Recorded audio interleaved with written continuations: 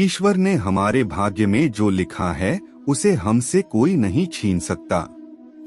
लेकिन अगर हमें अपने ईश्वर पर सच्चा भरोसा है तो हमें वो भी मिल सकता है जो हमारे भाग्य में नहीं लिखा होता। इंसान का मुश्किल वक्त उसके लिए एक दर्पण की तरह होता है जो हमारी क्षमताओं का दर्शन हमें करवाता है। वह दिन मत दिखाना कान्हा कि हमें खुद पर गुरूर हो जाए।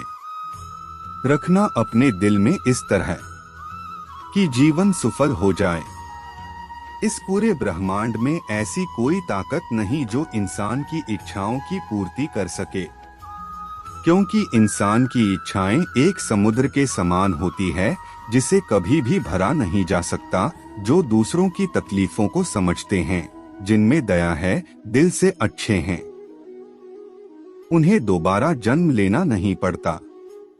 अगर कोई मनुष्य हमारे साथ बुरा कर रहा है तो उसे करने दो, यह उसका कर्म है और समय उसके कर्म का फल उसे जरूर देगा।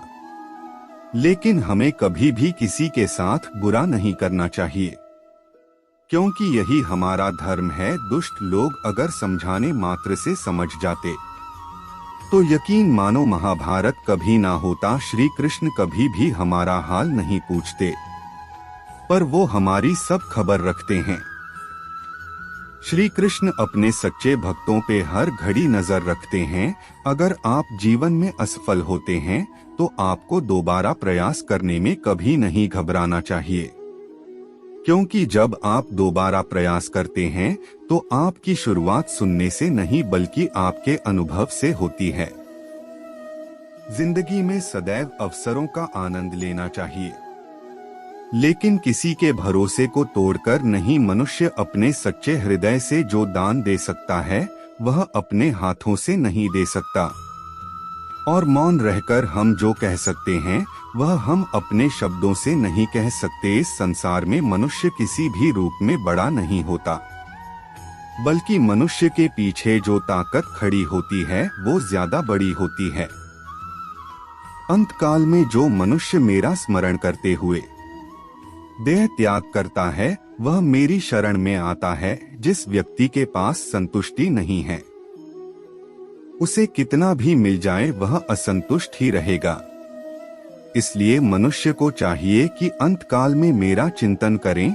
श्री कृष्ण जी कहते हैं, जिस व्यक्ति को आपकी कद्र नहीं उसके साथ खड़े रहने से अच्छा है। यदि आप किसी के साथ मित्रता नहीं कर सकते हैं तो उसके साथ शत्रुता भी नहीं करना चाहिए। आप अकेले रहे जब आपके जीवन के चारों ओर हताशा और निराशा हो, जब दुखों ने आपको हर जगह से घेर रखा हो, तब आप सच्चे मन से कृष्ण जी के नाम का दीपक जलाना और अपना सब हाल श्री कृष्ण को सुना देना। श्री कृष्ण स्वयं आपके सब दुख हरने आएंगे। तुम उसके लिए शोक करते हो जो शोक करने के योग्य नहीं है।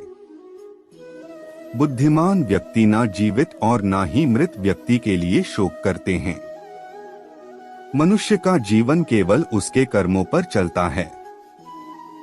जैसा कर्म होता है वैसा उसका जीवन होता है। प्यार और तकदीर कभी साथ नहीं चलते, क्योंकि जो तकदीर में होते हैं उनसे कभी प्यार नहीं होता, और जिससे हमें प्यार हो जाता है वह तकदीर में नहीं होता। खाली हाथ आए खाली हाथ वापस चले जाओगे। आज तुम्हारा है, कल किसी और का था, परसों किसी और का होगा। तुम जिसे अपना समझकर मगन हो रहे हो, बस यही प्रसन्नता तुम्हारे दुखों का कारण है। अगर व्यक्ति शिक्षा से पहले संस्कार, व्यापार से पहले व्यवहार और भगवान से पहले माता पिता को पहचान ले तो जिंदगी में कभी कोई कठिनाई नहीं आएगी।